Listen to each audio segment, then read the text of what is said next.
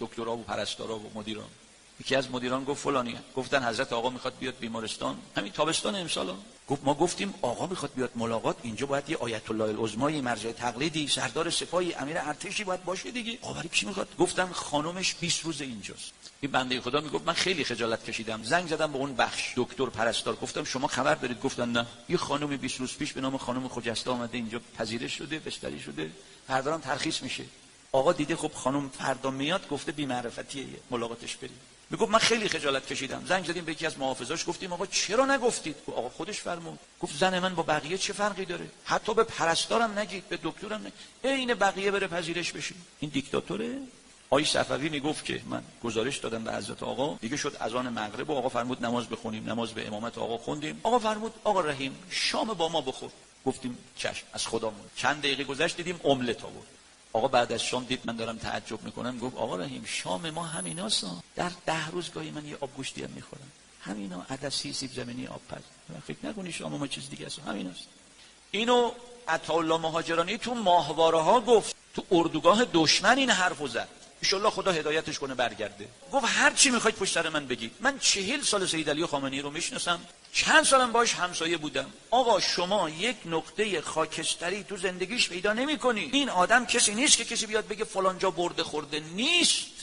آخه بی انصاف تو که میگی مرد بر دیکتاتور، تو اصلا میدونی بچه‌اش کیان، دخترش کیه، پسرش کیه، زندگیش چیه؟ میشناسی؟ ببین من خودمو بیشتر مقصر میدونم، خدا شاهده به شما نمیگم، اینو حرف دلم.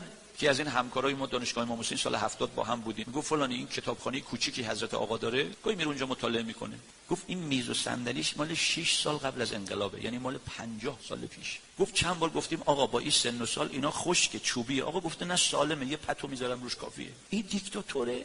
فردای قیامت میخوای چی بگی به خدا؟ آقامونو خوب معرفی نکردیم، اگر قرار به مؤاخذه باشه فردای قیامت اول خدا یقه منو میگیره، میگه تو در معرفی رهبر خودت کوتاهی کردی، بچت رهبر تو خوب نمیشنا. آقای ولایتی میگفت آقای نامه‌ای به من داد تو جنگ سوریه، هنوز حاج قاسم شهید نشده بود، ببرم برای پوتین. میگه نامه رو بردم و بحثا تمام شد. آقای پوتین گفت که آقای ولایتی شما قدر رهبرتون رو نمیدونید. گفت من خیلی ناراحت شدم. گفتم آقای پوتین چه حرفیه؟ مردم مسئولین. گفت نمیدونید، اصلا شما نمیدونید رهبرتون کیه. آمریکا گرگ هاره. اگر این آقا در رأس حکومت شما نبود، آمریکا چند بار شما رو پاره پاره کرده بود. شما فکر میکنید شما موندید؟ بعد من اومدم دیدم فرمانده ارتش میگه آقا تو این چند سال رهبر انقلاب از 7 جنگ قطعی ما رو عبور داده.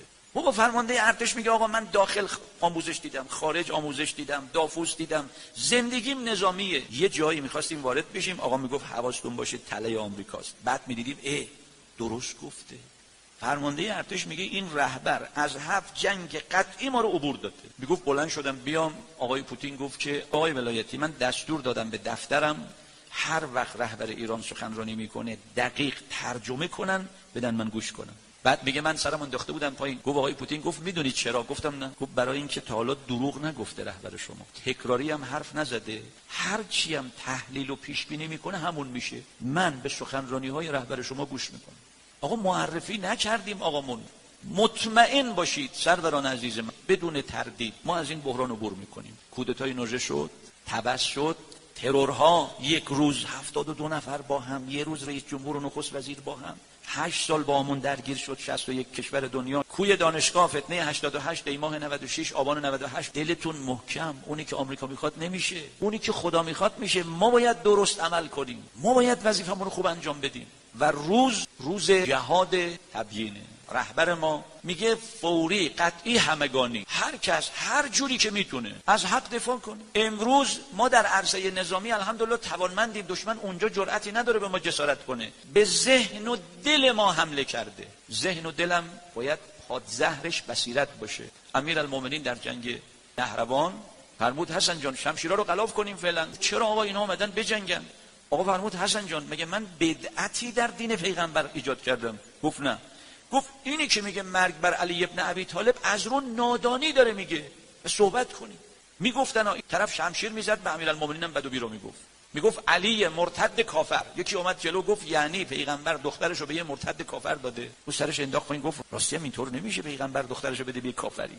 امیرالمومنین امام حسن و یاران شروع کردن جهاد تبیین. این جهاد تبیین روش مولا امیرالمومنین سیاست علوی از 12,000 نفر 8,000 نفر گفتن یا ابوالحسن اینایی که تو گفتی ما نمیدونستیم، حالا که دونستیم نمی جنگیم. خل سلاح شدن. ما جهاد تبیین درست انجام بدیم 99% بچه‌هامون میان پیش خودمون میمونن اراذل اوباش و گروهکا، اونا هم 24 ساعت تکلیفشون معلومه.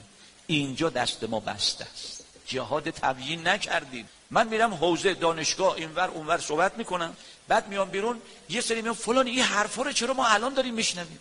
چشمتون نره به خودتون هر هفته اینجا استاد سیاسی میاد حرف میزنه. خدا شاهد همین حرفایی که من میزنم خیلی از مردم نمیدونن اینا رو. ما فکر میکنیم مردم میدونن. آقا بگید خواهشم، تو گروهتون، تو کانالتون، تو هیئتتون، تو مسجدتون، تو روستایی که قبلا بودید گروه تشکیل بده، براشون پیام بده، مقاله بفرست، فایل صوتی بفرست، بیدارشان کن.